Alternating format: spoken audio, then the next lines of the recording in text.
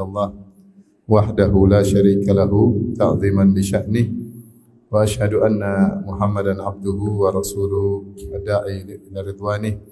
Allahumma salli alaihi wa ala alihi wa ashabihi wa ikhwani. Hadirin dan hadirat yang dirahmati oleh Allah Subhanahu wa taala, tidak terasa waktu berjalan begitu cepat. Seakan-akan kita baru meninggalkan Ramadan yang lalu, ternyata sebentar lagi akan tiba Ramadan. Rasulullah SAW bersabda, di antara tanda-tanda hari kiamat, taqarrabaz zaman. Zaman begitu terasa cepat.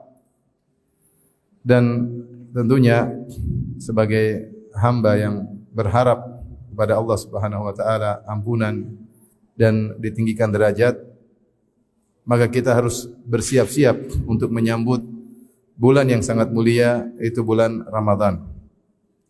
Sebelum saya menyebutkan tentang apa persiapan-persiapan yang hendaknya saya dan juga para jamaah perhatikan,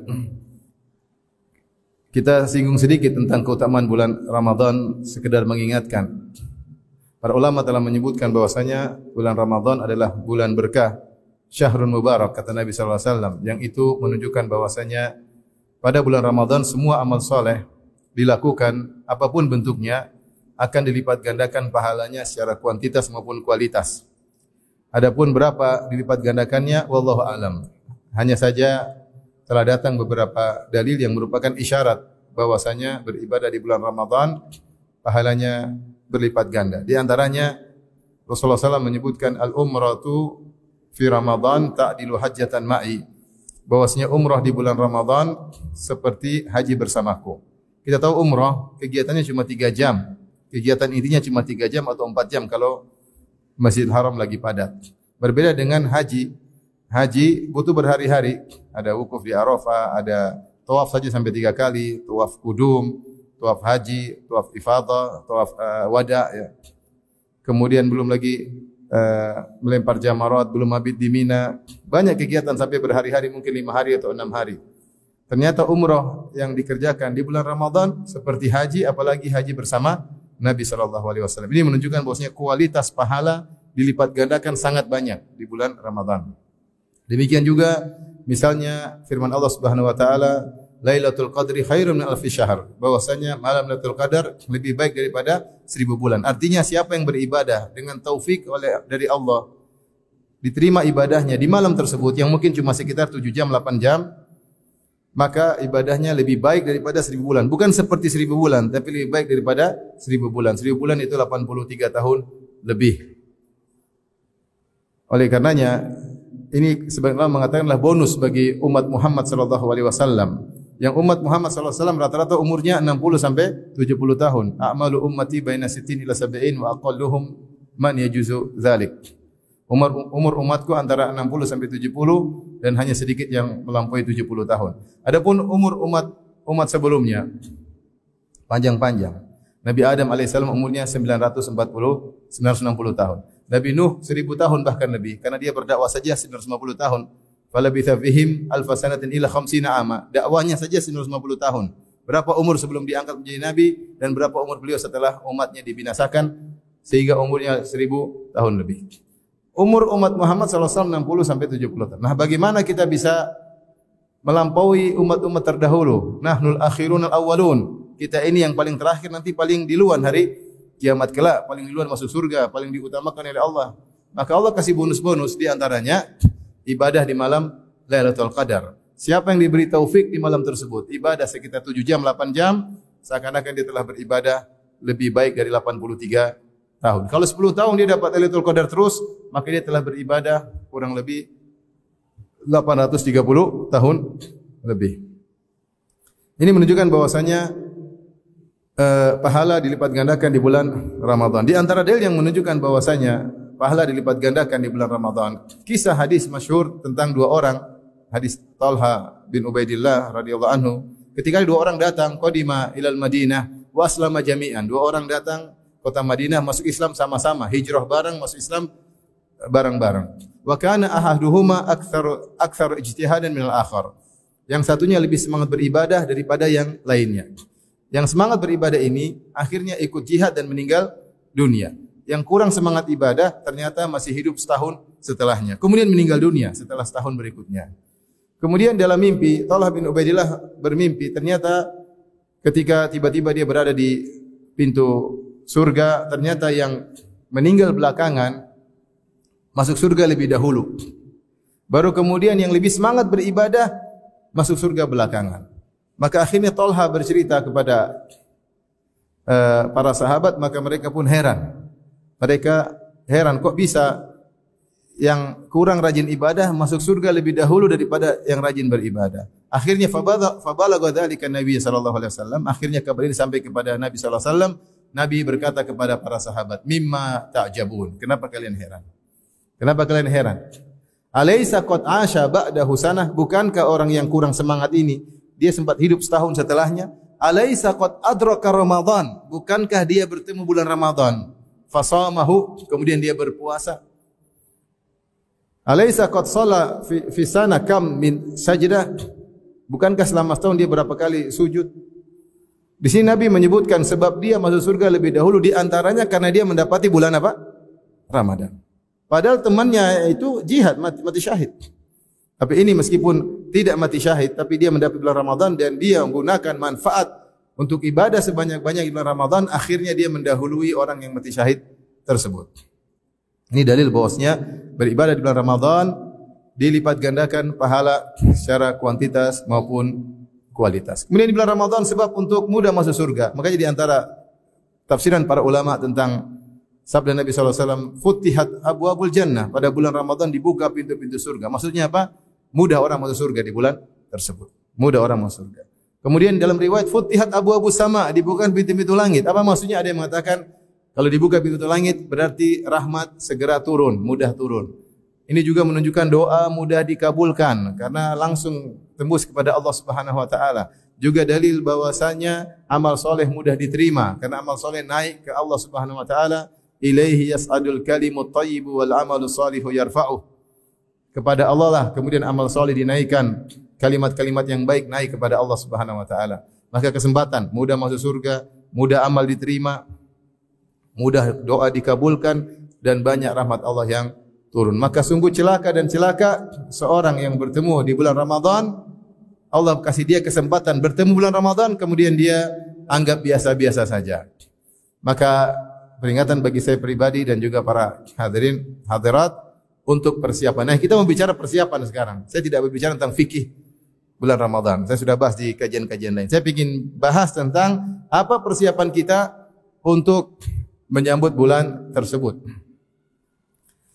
Ikhwan dan akhwat yang dirahmati oleh Subhanahu wa taala, tentunya di antara wasiat para ulama sebelum kita bertemu bulan Ramadan agar kita bisa beribadah dengan lebih maksimal adalah kita segera bertobat. Segera bertobat. Taubat adalah ibadah yang wajibnya alal faur, harus segera. Bahkan Ibnu Qayyim rahimahullah menyebutkan siapa yang menunda taubat maka dia berdosa karena penundaannya tersebut. Karena taubat adalah ibadah yang harus disegerakan. Sari'u ila maghfirah. Segeralah menuju ampunan Allah. Sabiqu ila maghfirah. Cepatlah menuju ampunan Allah.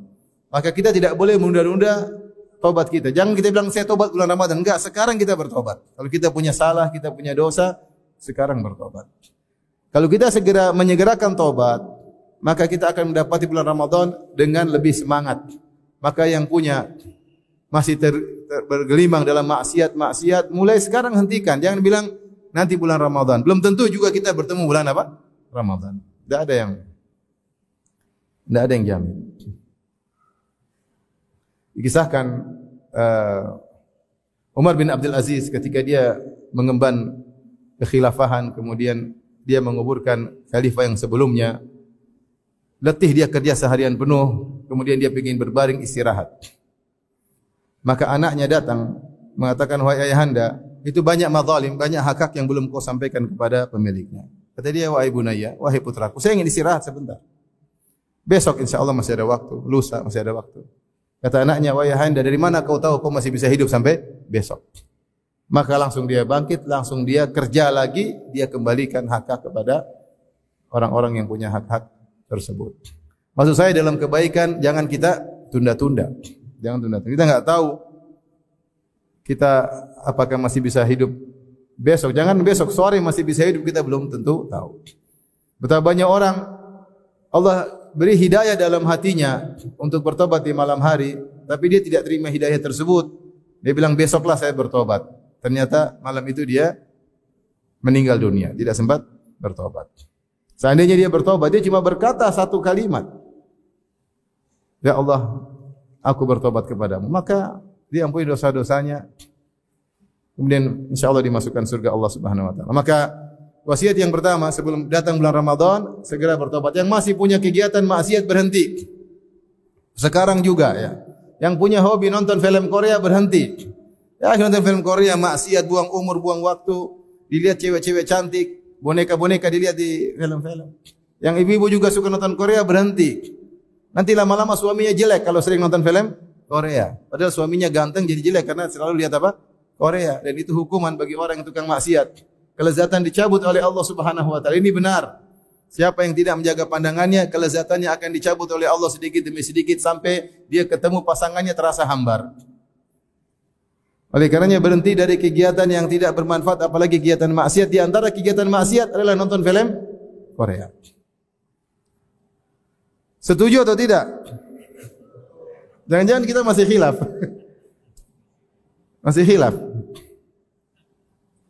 Oleh karenanya bertobat. Bertobat. Yang berikutnya semua masih kita tinggalkan.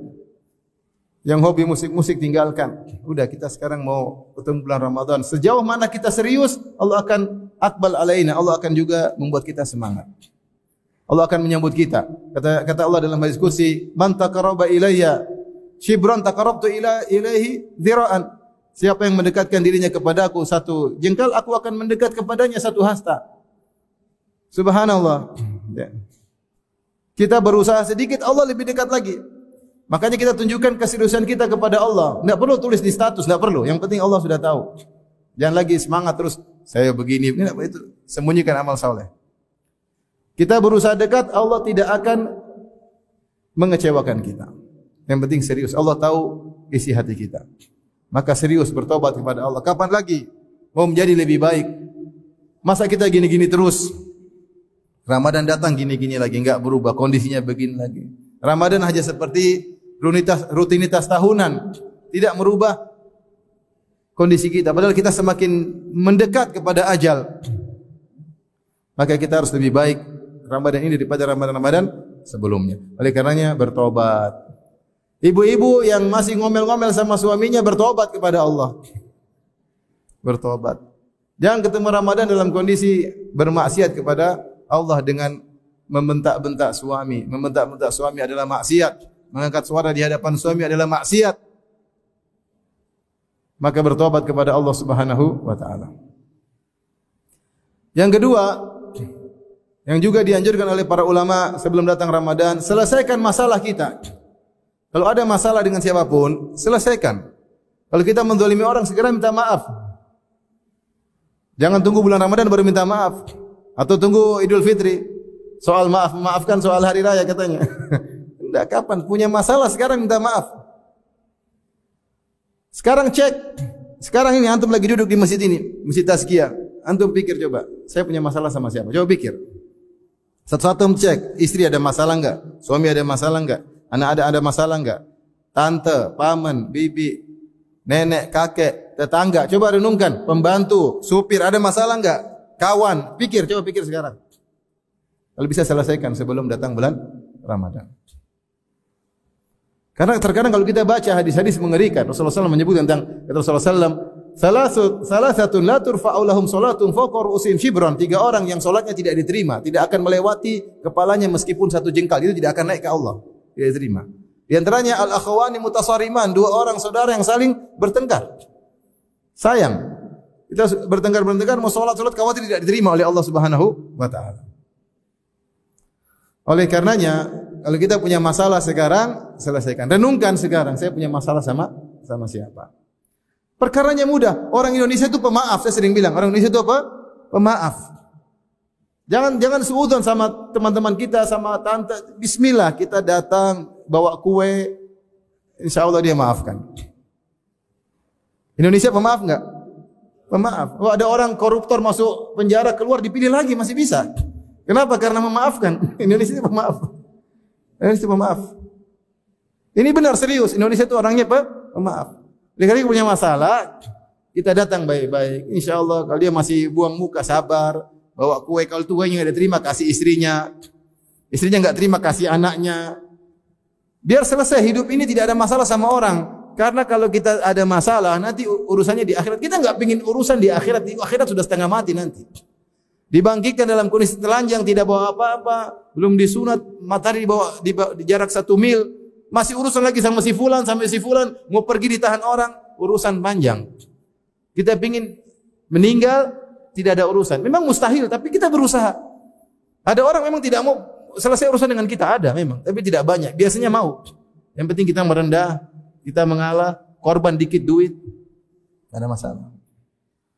Sampai begitu pentingnya adanya persatuan. Sampai sebagian ulama mengatakan, boleh zakat dikeluarkan untuk mendamaikan orang yang bersengketa, boleh.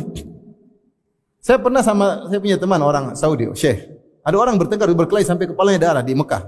Dia ambil uang kasih suruh damai. Damai, dia keluarin duit. Dia tahu itu pahalanya besar karena mendamaikan orang yang bersengketa. Jangan kita yang bersengketa. Kita bisa damaikan orang, kita sendiri nggak bisa damai. Ini gimana?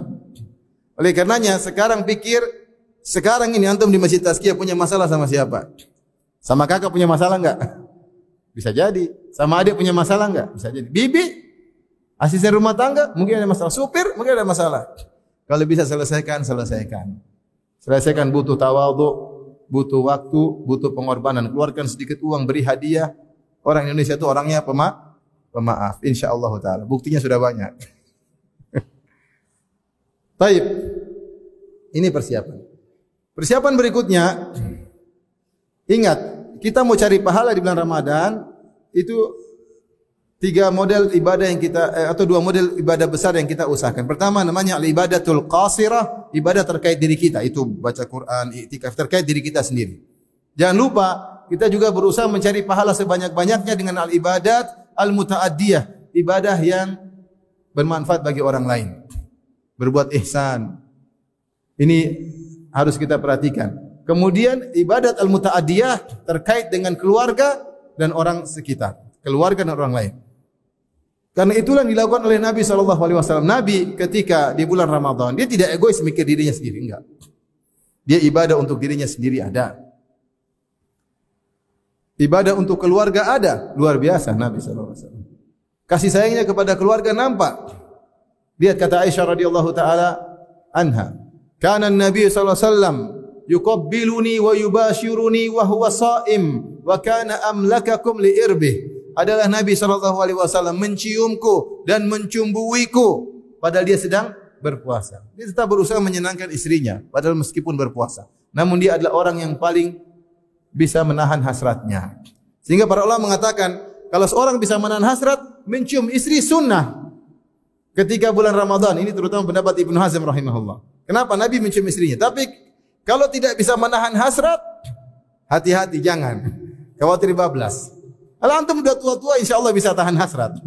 Yang jadi masalah yang muda-muda. Kalau yang tua-tua, insya Allah ya apalah mau sudah tua mau diapain? Insya Allah cium peluk nggak ada masalah. Stromnya udah kurang. Tapi kalau yang muda-muda ini yang hati-hati. Maksudnya lihat bagaimana Rasulullah SAW saya perhatian sama istrinya ketika dia sedang puasa, dia tidak meninggalkan kemesraan. Dalam riwayat hadis Rasulullah SAW, kata Aisyah radhiyallahu anha, Nabi sallallahu alaihi wasallam yaqra'ul Qur'an yattaqi Rasulullah SAW ala hijri. Rasulullah SAW bersandar pada pangkuan dan dia baca Al-Quran wa ana haid, sementara saya dalam kondisi haid. Kita tahu dulu tidak ada pembalut seperti zaman sekarang. Mungkin kalau haid ada aroma yang tidak mengenakan, tapi Rasulullah SAW tetap, yang penting istrinya sudah tutupan, maka dia pun di pangkuan Aisyah baca Al-Quran. Tidak seperti sebagian kita, lagi baca Quran, istrinya, "Mas, lagi serius." Nabi murajaah sambil di pangkuan siapa? Aisyah. Ente cobalah murajaah sambil di pangkuan istri. Meskipun baca 3 qul huwallahu ahad, qul a'udzu birabbil falaq. Maksudnya Nabi luar biasa. Lihat ketika Nabi sedang iktikaf. Datang Sofia radhiyallahu anha, Nabi ngobrol sama Sofia, sedang iktikaf. Mungkin dia sedang baca Quran, berhenti dulu, istrinya lagi jenguk, dia ngobrol sama Sofia. Bukan cuma di situ, kemudian Rasulullah SAW keluar ngantar ke rumah Sofia di sekeliling Masjid Nabawi. Artinya Meskipun dekat mungkin cuma 20 meter, 30 meter, Rasulullah sempatin untuk keluar ngantar. Bayangkan. Kalau kita Masjid Nabawi, kalau ini kiblat sebelah sini, rumah Sofia kalau nggak salah sebelah sini. Artinya dekat lah, cuma di sekeliling masjid.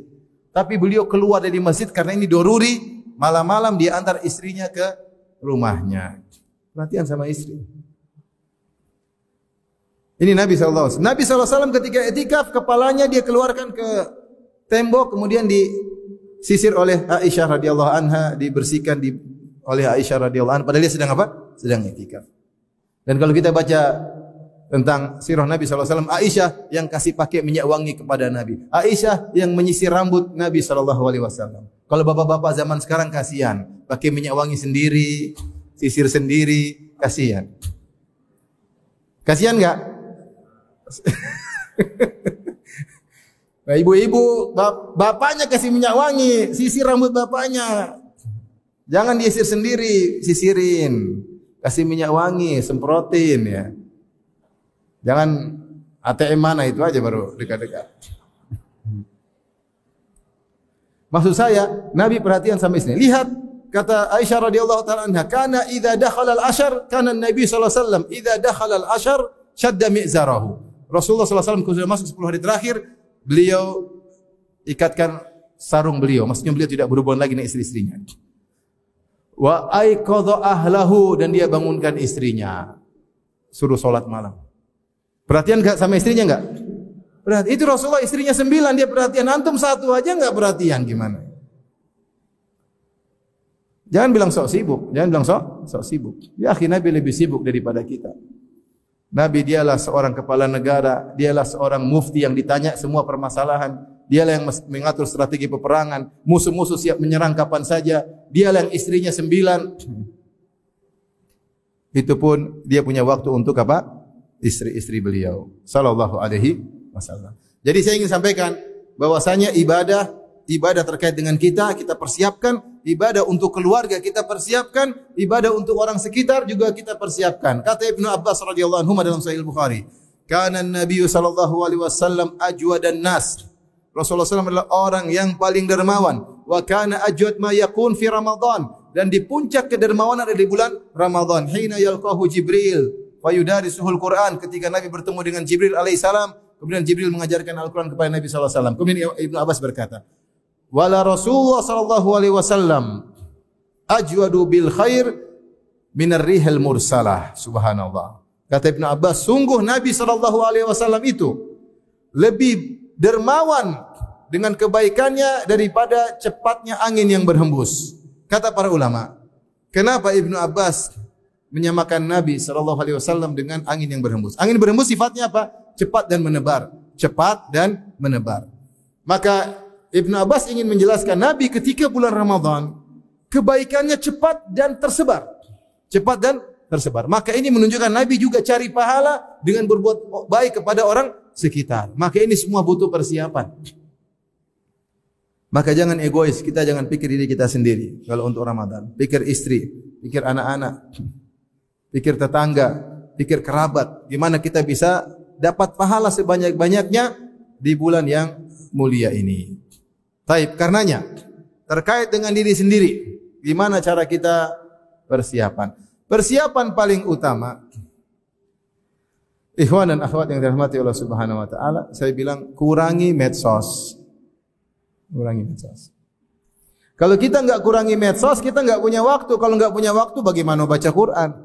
Waktu itulah aset untuk kita bisa menanam amal kebaikan. Ini Ramadan masih nonton berita ini, berita anu, tidak merubah hakikat, tetap aja begitu.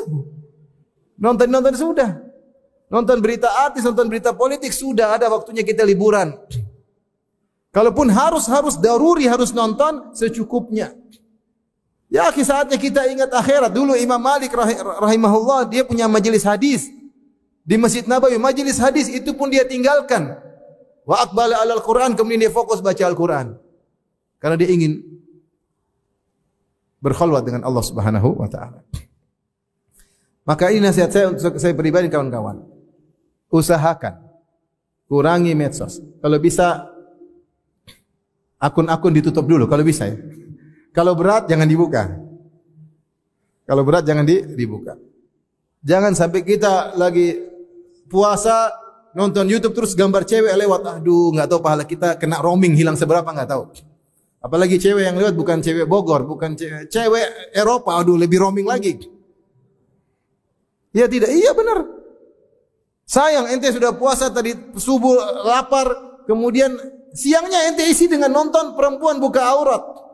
Pembawa berita itu emang tutup aurat. Yang sampaikan berita politik emang tutup aurat. Rambutnya kelihatan enggak? Lehernya kelihatan enggak? Itu bukan aurat. Terus antum lihatnya melotot bulan Ramadan. Allahu Akbar. Oleh karenanya mau tidak mau kalau ingin persiapan tidak usah banyak teori, kurangi medsos, praktek langsung kurangi medsos. Orang yang kurangi bermedsos insya Allah lebih bahagia. Ini bukan omong kosong, ini beneran. Terlalu banyak medsos, pikiran kemana-mana, hati berkecamuk, tidak konsen untuk privasi-privasi sendiri, tidak konsen ngobrol sama istri, tidak konsen ngurus anak-anak, pikiran bercabang ke sana kemari, gimana mau bahagia? Gimana bahagia? Oleh karenanya, kalau ingin persiapan Ramadan, kurangi medsos. Kurangi grup-grup. Left, jangan ragu-ragu left. Tinggalkan grup-grup. Grup WA banyak, ada orang satu HP grupnya 20. Aduh, ya akhi, 20 banyak sekali grupnya. Saatnya kurangi. Ini bulan Ramadan. Bulan Ramadan.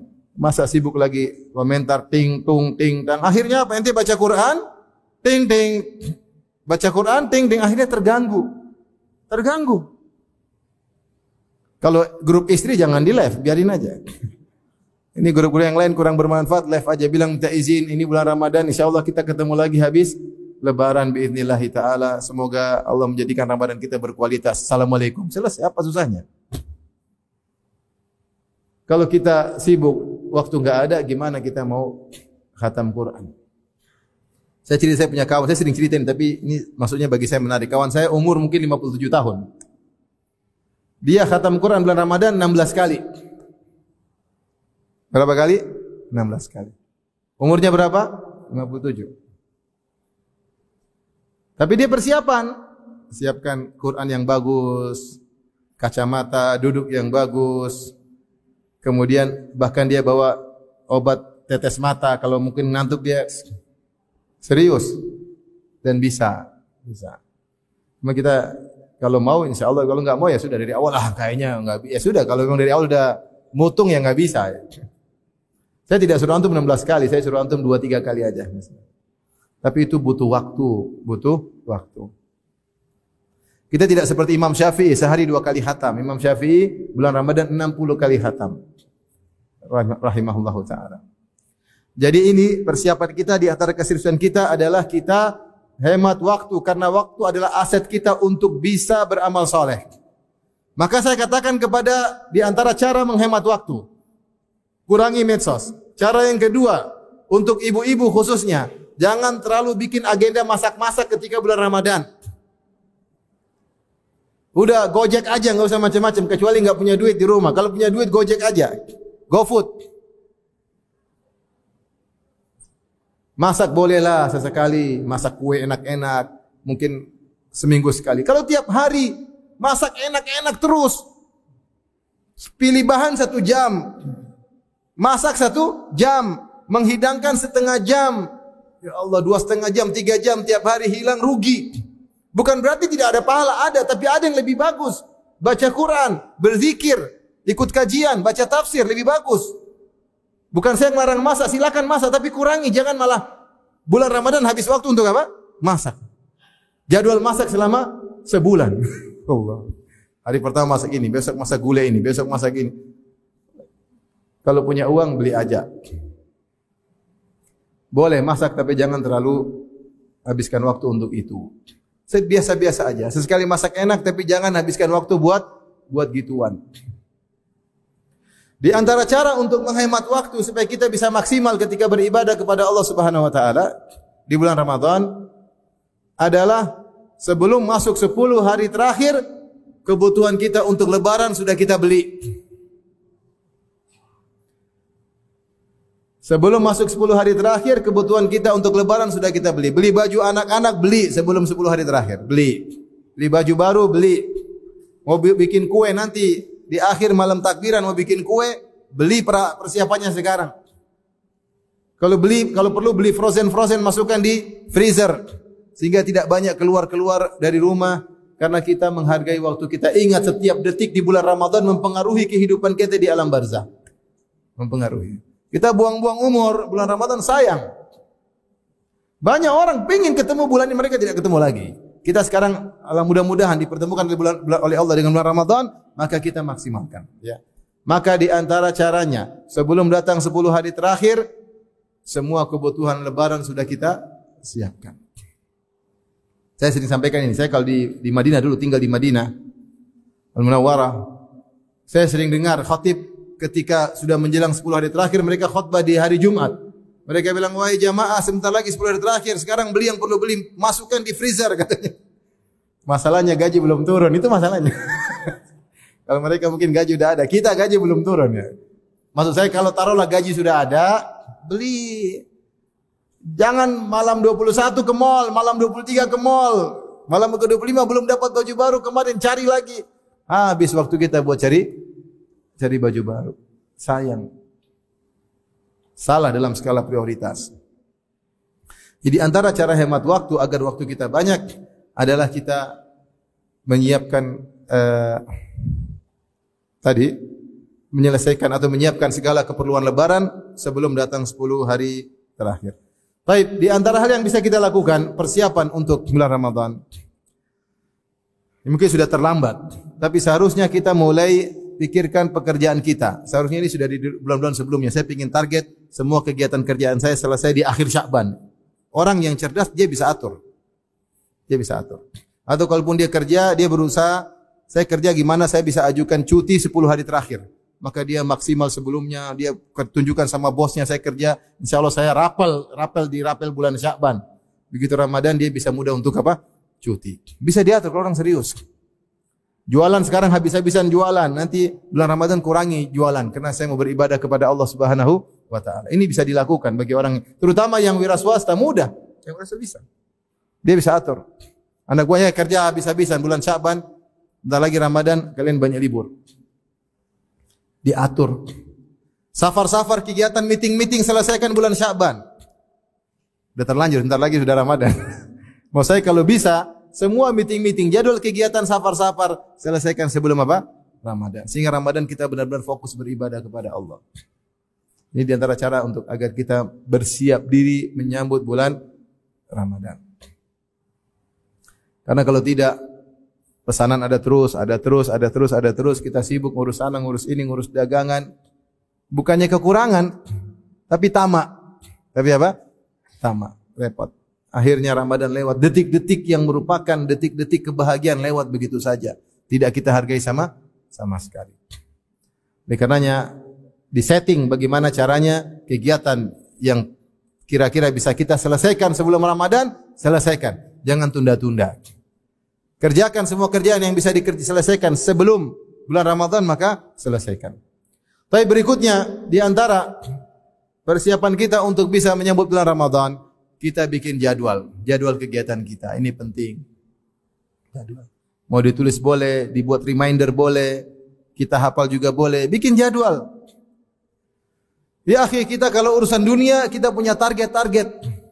Bukankah demikian? Kita punya target mau bangun rumah, target mau beli mobil, target mau ini, target. Kita punya target, kita dan serius menuju target tersebut. Kita planningkan, kita siapkan semuanya untuk mencapai target-target duniawi. Maka lebih utama kita harus persiapan untuk target-target akhirat. Bagaimana seorang serius untuk target duniawi, target akhirat dia tidak serius.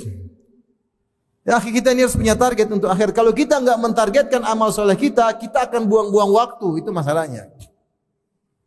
Kita bukan ulama yang mereka luar biasa, tahu pentingnya waktu. Kita ini orang suka main-main, masih nakal-nakal. Kalau kita enggak bikin jadwal, kita lepas. Mau bikin jadwal saja kita langgar, yang bikin jadwal kita sendiri, yang kita langgar kita sendiri. Apalagi kalau kita enggak bikin apa? Jadwal. Kita bikin jadwal komitmen, duduk sama istri, kita punya jadwal. Ayo kita kerja sama. Di antara jadwal yang kita bisa bikin. Target misalnya khatam Quran. 1 bulan 2 juz. Enggak usah 16 kebanyakan. Berapa? 2 juz. Bahkan kawan-kawan yang mereka hafiz Quran ataupun tidak hafiz tapi tajwidnya bagus, bacanya lancar, mereka bisa khatam Quran 8 jam bisa. Antum lihat di YouTube khatam Quran 8 jam ada. Bacanya bukan tetap terdengar tajwidnya ada 8 jam khatam Quran. Terutama yang hafiz duduk pada subuh sampai jam 10 malam selesai. Ada istirahat, makan, potong, selesai. Kalau orang yang bahasa Arabnya lancar dia bisa cepat 1 hari bisa khatam Quran. Jadi punya target. Fungsi target tersebut, kalau kita lagi baca Quran, ada yang ngajak ngobrol, afwan, ada target, belum sampai. Jadi dia mengerti. Karena orang tuh dia bingung waktunya mau dibuang kemana, dia ngajak kita juga buang-buang waktu. Dia mau buang umur dia pingin ngajak kita juga buang umur kita. Maka kita punya alasan, target belum selesai, mohon maaf. Bilang aja. Emang targetmu berapa sih? Adalah pokoknya. Target. Dan saya kasih iktirah, usul atau ide. Bagi kawan-kawan yang belum bisa bahasa Arab, saya tidak ingin target banyak-banyak karena di antara ibadah Al-Qur'an adalah membacanya tanpa paham pun dapat pahala. 1 huruf 10 apa? Kebaikan. Di antara ibadah Al-Qur'an adalah membaca terjemahannya, mengerti harfiah tekstual dari Al-Qur'an tersebut. Di antara ibadah Al-Qur'an adalah tadabbur, yaitu mengerti tafsirnya. Di antara ibadah terhadap Al-Qur'an mengamalkannya. Nah, kita Ramadan kadang-kadang cuma fokus pada yang pertama, baca. Namun pengaruhnya ada, iman ada, dengan baca ada iman karena kita baca firman Allah Subhanahu wa taala. Tapi lebih cepat lagi kalau kita baca terjemahannya. Lebih cepat lagi iman kita cepat naik kalau kita baca tadabburnya, tafsirnya. Insyaallah ada aplikasi Quran tadabbur atau aplikasi apa saja. Kalau makanya saya bilang sama kawan-kawan, targetkan bulan Ramadan ini berbeda dengan bulan yang sebelumnya. Target saya bulan Ramadan ini saya khatam sekali, baca Qur'annya, tilawahnya, dan saya khatam sekali terjemahannya. Siapa atau tidak? Insyaallah mudah insyaallah. Ente baca 1 surat, ente baca terjemahannya. Baca dengan serius. Berusaha jangan baca baca serius. Kalau ngantuk ulangi lagi. Boleh kalau antum ada tergerak pengin tahu ini maksud ayat ini apa? Klik. Ingin tahu tafsirnya. Itu lebih indah lagi. Karena kalau kita baca kadang-kadang kepingin apa maksudnya sih? Diklik. Oh, maksudnya begini. Kalau yang kira-kira jelas lanjut aja, lanjut. Ada yang pengen tahu lagi diklik. Apa maksudnya? Baca. Itu nikmat luar biasa. Itu nikmat luar biasa. Maka target kita enggak usah muluk-muluk deh. 1 juz apa 2 juz? Ikhwan dan akhwat, targetnya 1 bulan ini mau khatam berapa? 1 juz apa 2 juz? Setengah juz. Antum targetnya berapa? 1 juz atau 2 juz? Hah? 2 ya, Masya Allah. Berarti 2 juz tilawah, 2 kali khatam tilawah dan 1 kali khatam terjemah. Oke? Sepakat? Berarti 3 kali khatam. Saya ulangi, 2 kali khatam tilawah, 1 kali khatam terjemah. Insyaallah, angkat tangan siapa yang mau insyaallah. Angkat tangan. Angkat tangan ragu-ragu. Insyaallah ya. Minta tolong sama Allah. Insyaallah bisa. Insyaallah bisa. Kalau antum target bacaan 2 kali khatam dalam sebulan, berarti satu hari antum harus baca paling tidak 2 juz lebih karena insyaallah Ramadan ini 29 hari.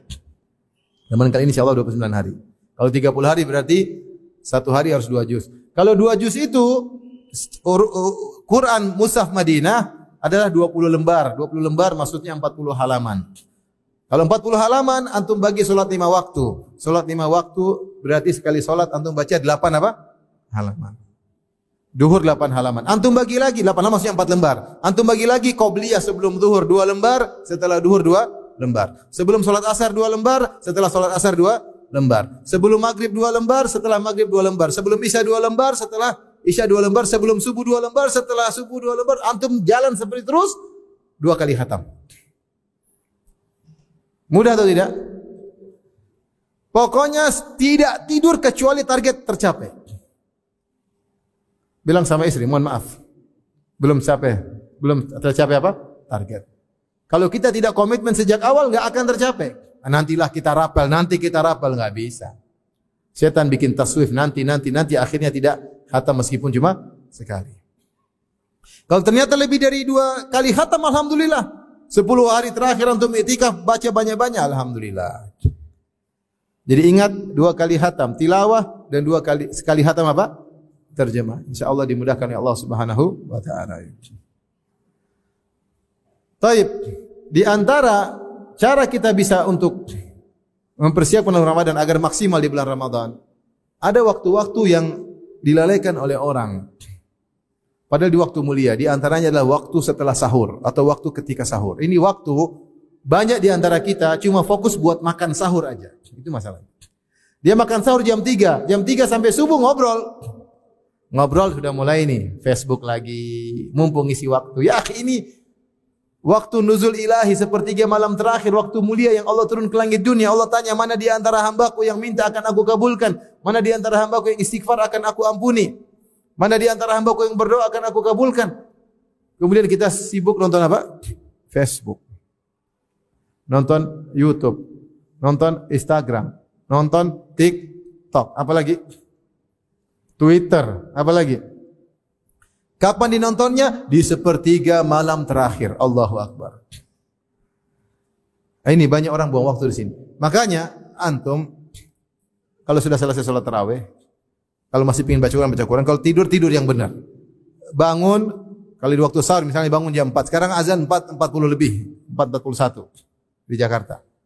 Antum bangun jam 3, mungkin makanan belum siap, mama lagi masak, istri lagi masak, baca Quran. Kalau pengin salat lagi enggak apa-apa, tapi jangan witir lagi. Salat 2 rakaat. Rasulullah SAW pernah salat genap setelah witir, enggak ada masalah. Tapi jangan kemudian kita bengang-bengong, enggak ada kegiatan, kemudian mulai medsos. Inilah waktu kita terbuang.